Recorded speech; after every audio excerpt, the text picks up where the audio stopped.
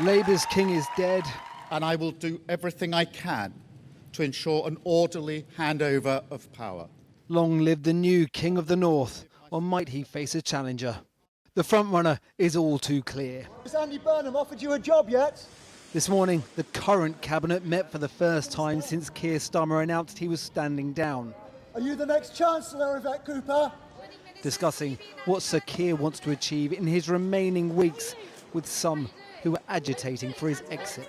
Mr Miliband, are you the next Chancellor? Some may not want a job in the cabinet, though, but leading it. Are you going to put yourself in the race to be Prime Minister? My name is Darren Jones, Chief Secretary to the Prime Minister. Let me explain.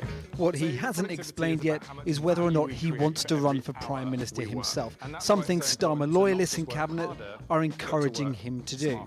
I'm not late for this train, I am early. Also not ruling it out, another man not shy of a social media post, albeit with a different vibe. 1, 2, 3. Former Marine Al Kant. 30. Respect, my man. The former Defence Minister who resigned over funding for the forces is still weighing up whether to run. The question MPs are wrestling with, though, what's better for their party and indeed the nation. Mr. Reid, how are you? Hello, I'm very good and I'm just getting in the car. Thank you. Race or coronation? What do you want to see happen now? I want to get my train on time. See you. Have a good day.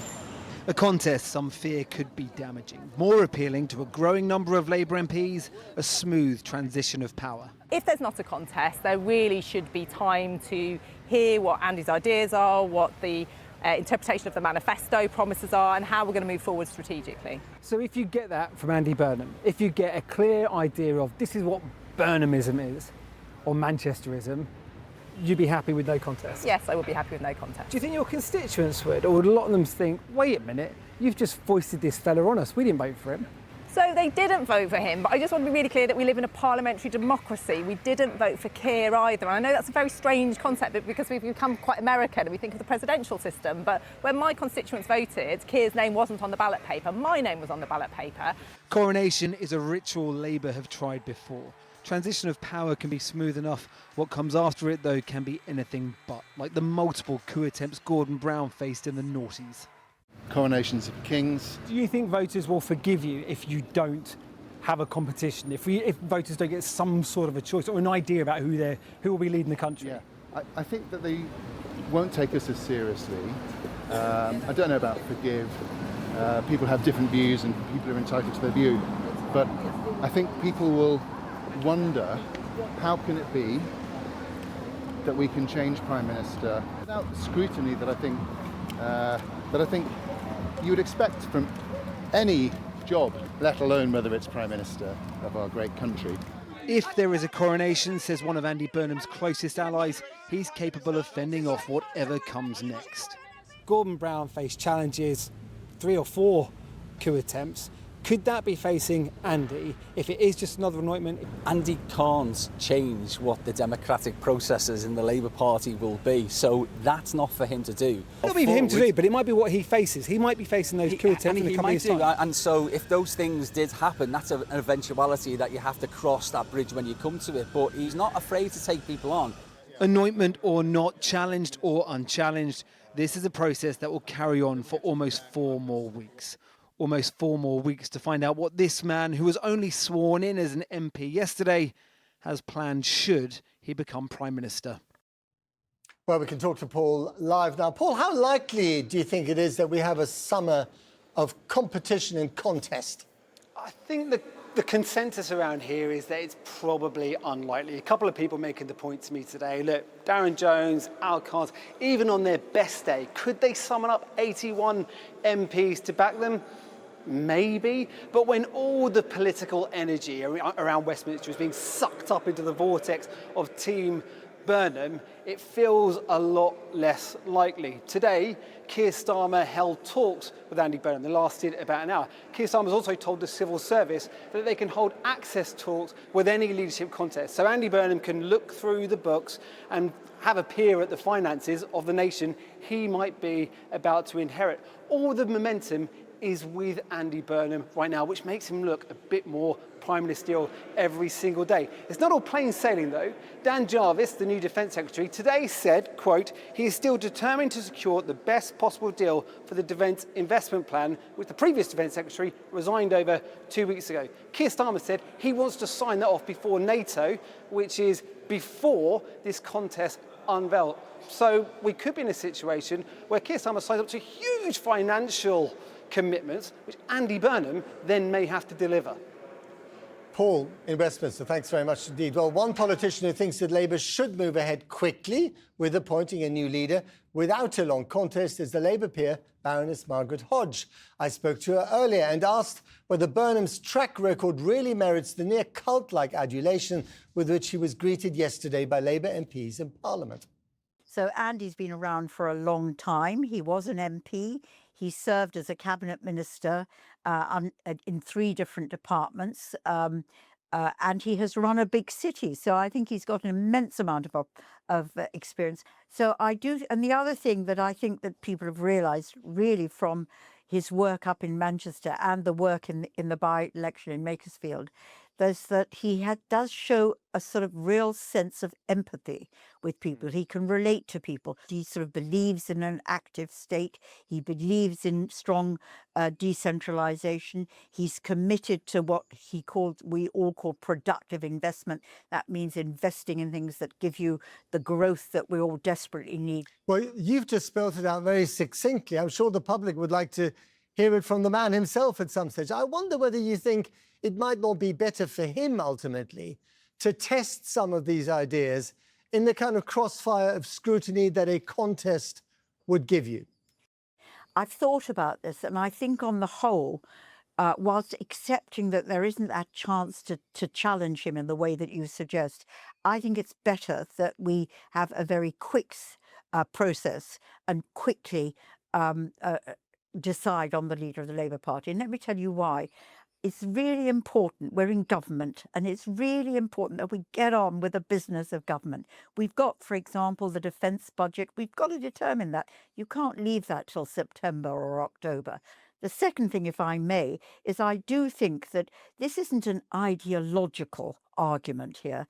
There isn't a sort of, it's not like going back to the days when you had Wedgie Ben against Dennis Healey, or when you had actually Jeremy Corbyn against Tony Blair. It's not that sort of ideological debate between any of those men that have put themselves forward or that have, been rumoured to be thinking about standing for the leadership. So you're talking about an argument at the fringes, and I'm not sure that, giving up. I don't think the people of the country want us to look inwards to do some navel gazing for months and months and months whilst government just stagnates. I mean, the British public, which told us that they didn't want the chaos of another leadership contest, they're rather bemused by the fact that the Labour Party has just done the one thing it said it wouldn't do. And also they might say, well, hang on, Andy Burnham takes over, he's going to be Prime Minister, he will have an enormous amount of power at his disposal. We'd like to know that he's governing in our spirit, or at least in the spirit of the manifesto on which the Labour Party was elected. Andy Burnham has said that he is going to stick to the manifesto, which is another reason for it not really being necessary for him to lay out his story in the perhaps traditional way that he would if there was a contest. So he has said that. But you can still, the manifesto is bold. And I think there is action that he can take. I mean, let me give you one example that we are absolutely desperate to build more homes. We're not reaching our target yet. He could, I've no idea whether he will, but he could actually take steps to be bolder in ensuring that we can build council housing or housing that is of a decent housing at an affordable price. Within the framework of the manifesto, you can be bolder. Dear Margaret Hodge, thank you very much indeed. Thank you. Well, joining me now in the studio is Diane Abbott, who was a Labour MP for some 37 years, but was suspended by the party last year and is now independent. Diane Abbott, good to have you in the studio. So you heard Margaret Hodge there say that actually we can't waste our time on an internal party debate. We're in government. People expect us to govern. We've got to get on with it. What do you say to that? I think that's extraordinary. I mean, Margaret Hodge is supposed to be in a political party, and she's saying she doesn't want to talk about politics. I mean, it's just amazing. So she was wrong. Yes, she was wrong. Why be in a political party if you don't want to talk about politics? And if you don't talk about politics, you end up in a kind of brick wall. Right. So you would like to see a contest? Well, I do understand the reasoning that we want it all done out of the way quickly. But there is something to be said for a contest. In 2010, I was the left's candidate for the leadership. And Andy Burnham came fourth and I came fifth. Mm-hmm. In 2015, I was the left's candidate for the leadership. And Jeremy ran and he won, which nobody expected. But there's something to be said for having a challenge and finding out what people's ideas are. So, Al Khan's, who resigned last week, and also Darren Jones, who's still in office, they have said they might possibly consider contesting Andy Burnham. Do you think that's a good idea? I think they're just sort of trying to be too clever. Either they're going to contest Andy or they're not. Mm-hmm. What are they waiting to find out? Would you welcome Al Khan's, for instance, former military man? We saw him there doing all those press-ups or push-ups, contesting the leadership of the Labour Party. Is he would you like to see him championing democracy in the party? Well, I like to see anybody champion democracy, but I don't know that Labour voters in Hackney are going to be voting for a military man. Well, you don't know that. They might do. You never know. OK. So is there a candidate on the left that you think should be challenging Andy Burnham? We'd want to do it, but when Jeremy won in 2015, the party establishment was so terrified that they doubled the amount of nominations you have to get. So it's now 82. Yeah. For Jeremy, it was 30-something, but it's now 82. So it's almost impossible for somebody to get enough nominations. I thought it was 81, but anyway. But is there anyone on the left that you like the idea of who should be standing up right now? Anyone who's left on the left, as it were? Well, if I was going to nominate anybody, it would be Belle Ribeiro Addy, who is the candidate for Streatham and a wonderful candidate. Would you like to be back in the fold of the Labour Party? Well, I'll always be a Labour Party person, whatever happens. Yeah, but would you like to have the whip restored to you by Andy Burnham? Yes, I would. Mm-hmm. And I think my constituents would. They're agitating as to why it hasn't happened. Mm. So would you ask him, if you see him, would you say, Andy, it's time for you to give me the whip back? If I see him, I'll definitely ask him. OK. I'm sure he'd pick up the phone to you. Just one other one. When you saw this drama unfold yesterday at number 10, another Prime Minister that has gone. What did that make you think about the state of our democracy, state of politics in this country? Well, it is strange, isn't it? We've had 7 Prime Ministers in 10 years. In 10 years. And there was one year the Tories had 3, which is extraordinary. Maybe people need to take democracy more seriously. Diane Abbott, thank you very much indeed for coming in. The battle, or lack of a battle, to succeed Sir Keir Starmer.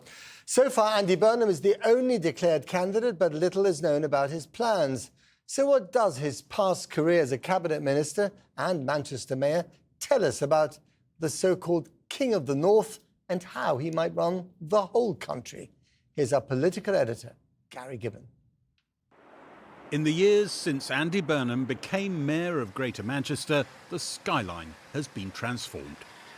The area you're looking at there, you could probably go back to around about 1990, where the population was around about 500. It's now probably 50,000. I mean, is there anywhere else that has transformed so much in a small number of years? China. That's it. Well, it's more like China than anything else, this level of growth. This level of growth, yeah. Richard Leese was amongst those city leaders who began the transformation in the 1990s, luring in investment from abroad, the Gulf, China, and not getting too squeamish who the new blocks are being marketed to. About 50% of the properties that have been sold so far have gone to UK buyers. And then 50% overseas? Yes. Who are looking at investments? Yes, exactly, yes. So a lot of them might be expats living in the Middle East or in Asia. or they are Asian, Middle Eastern. Who just rise want to make some money who on want property. Exactly. Some were pleasantly surprised Andy Burnham stuck with the programme. I actually thought it would change because he was somebody coming in from national politics and the kinds of games that politicians play about announcing new things all the time. And so I think he deserves a lot of credit for understanding the importance of a long-term strategy. I've loved every minute of the role. I hope I leave Manchester in a better place. In the by-election that brought him to Westminster, Andy Burnham said he'd tried to spread the benefits of city centre growth more widely. Some suspect doing that nationally, with infrastructure projects and more social housing, will mean a reinterpretation of Rachel Reeves' fiscal rules. If you're talking about investing in things where there's a steady stream of revenues in future, that's a not particularly risky investment. And many countries have an interpretation of how you count government borrowing that allows that kind of investment in public corporations or in social housing. So we seem to have a particularly strict interpretation in the UK, very well worthwhile seeing if that could be relaxed a little bit. The Andy Burnham you've got to know a bit across the table, bound to be looking at stuff like that. I'd have thought so. The pride I feel in putting our buses back under public control. One of Andy Burnham's proudest boasts was taking over the running of buses in Manchester and capping fares with government subsidy. What are his instincts when it comes to a bigger state, tax, spend, borrowing? Which Labour tradition is he closest to? James Purnell has been a friend and colleague for 3 decades. That classic joke, a Blairite, a Brownite and a Corbynite walk into a pub and the landlord says, "What will you have, Andy?" Ring a bell? I think Andy was always a Burnhamite. If anything, a Blunketite. We've got lots of ites going on, but he was very close to David Blunkett, who obviously was in that mainstream New Labour tradition, but had been a council leader in Sheffield, was probably a bit more statist. Well, I'm not sure about that. I'm not into ites. But he said he's a Blunketite and that's a bit statist. I don't accept the accolade, thank you very much. But I think that there's different parts of the state. It can be different forms of social ownership. I think the statism of the post-war era is gone and will never return. And I don't think either Andy or those around him would want to return to that. My old friend, how are you? Good to see you. David Blunkett on a campaign trip to the Makerfield by-election. As Home Secretary back in 2003, he made Andy Burnham his parliamentary aide on issues like immigration and crime. He thinks the by-election will only have sharpened some instincts that were always there. I think if you're running against reform and you have to deal with those arguments, it's bound to toughen you up. You learn from the people that you meet on the street at the weekend, the people who come to your advice surgery. They're the sounding board, and it's such a difference to other parts of the country. If, there is Zach Balansky and there is Nigel Farage in culture wars, in the great arguments about wokery and all the rest of it, where's the Andy Burnham on that continuum? That's the woke debate is probably one that he wouldn't put himself in. He's a northern lad. He's not going to get lost into the obscure language arguments that are had in some parts of the country. I don't think he's going to be in that place at all. Andy Burnham is a retail politician, consistently drawn to policies people like. As Health Secretary under Gordon Brown, he introduced free swimming for over 60s. Some in the cabinet mocked what they saw as gimmicky politics. Accounts of the time say that whole free swimming for over 60s policy, he got a bit of condescension for it from other ministers. Yes, I think there was initially a bit of sort of eye-rolling, but it was a policy that was simple and clear to understand, that had cut through. And here we are nearly 20 years later, and I think we can all see the virtue of policies that people understand. We might see a few more things like that. Well, I think in Manchester, the buses and the £2 maximum, people understand that. We've heard people say you're more of a forensic sort of guy. Andy Burnham's more vibes. Bit of truth to that? I think Andy Andy certainly has skill sets that I neither have nor want, and I think what you described, one of the jobs of a mayor is to promote Greater Manchester, nationally and internationally. I'd have said Andy is far more suited to doing that. When it comes to examining detail, then yeah, I had a tendency to read everything. His Westminster days were marked by loyalty to whoever was in charge. One fellow MP remembers. This time must be different. When he first arrived here, I was his whip. He's not a natural troublemaker. He's gone with the flow. But going with the flow is very different than when you have to make the decisions. You can't go with the flow when you're the person at the head of the table. Maybe Andy Burnham's truest political instincts have long been clear on the football pitch. He scores a lot of goals. That's the main memory. He's quite close to the goal quite often. That's called a goal hanger, isn't it? People said that about Gary Lineker. So I'm an old-fashioned centre forward. Just hang around the 6-yard box and I just wait for the chance to stick it away. 9 years ago, a brand new Labour MP told his local paper, "I'm backing Andy Burnham," maybe recognising that ruthless will to win. Andy Burnham was felled then, now risen and on the brink of power.